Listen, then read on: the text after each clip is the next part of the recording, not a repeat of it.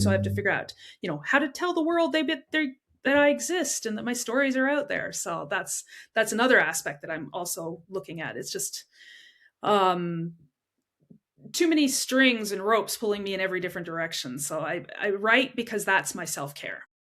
Absolutely. Well, I remember you making a comment, and I have it here in my notes from when we spoke back in July. You literally said, "Writing saved me." I have that in Mm-hmm. quotation marks. It did.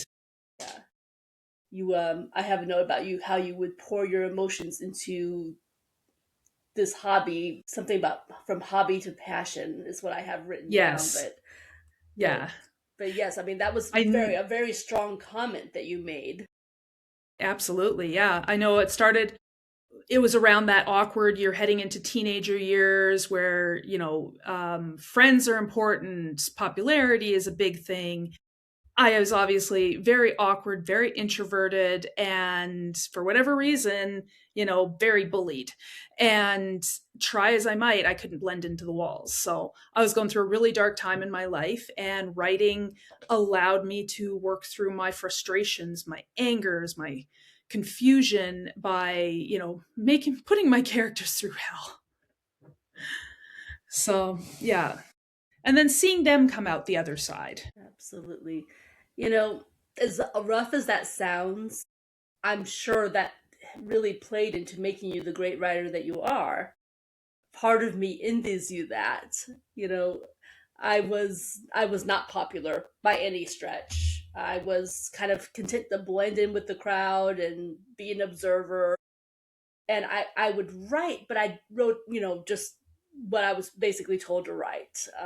Yeah. I didn't really write for my own benefit or as some kind of, coping mechanism.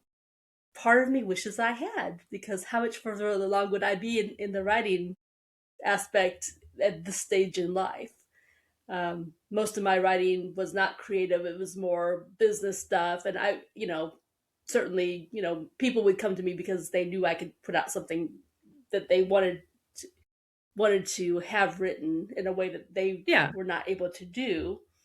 I still get that at work. Hey, this is what I want to say. You just write that up. Okay.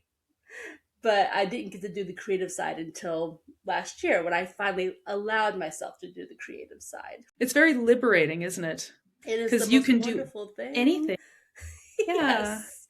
You And can you can, be anyone. yeah, or at any point in time, future or Yes. past. Yeah. Or both. you know? True. Yeah. Very It's true. like kids playing dress up. And, I've always had that wild imagination, and I've always done the what if thinking, like, what if the sun blinked out today? How would our lives change? How would we survive? What would happen to our money, our food, you know, what would happen when the power went out and then we were plunged into pitch darkness, or in our planet's flying through space like an ice ball out of, Yeah, exactly. yeah. You know, and I think about all the times my sister would say, "Oh, you're so dramatic."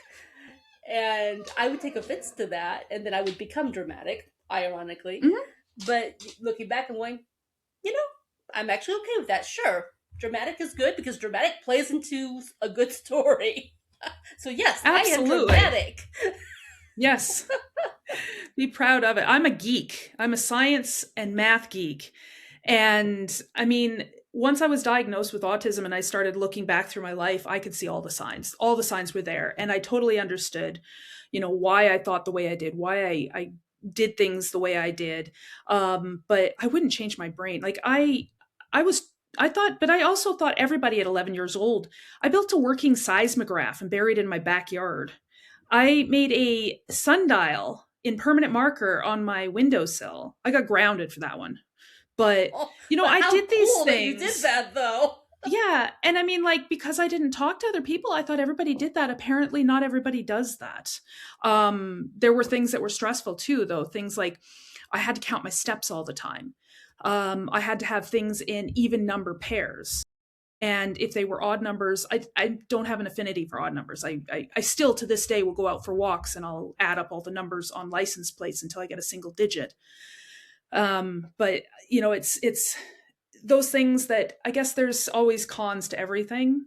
and they're stressful, but I wouldn't change anything because it is who I am and it's made me who I am. And I see the world in a certain way and I can't imagine seeing it any other way.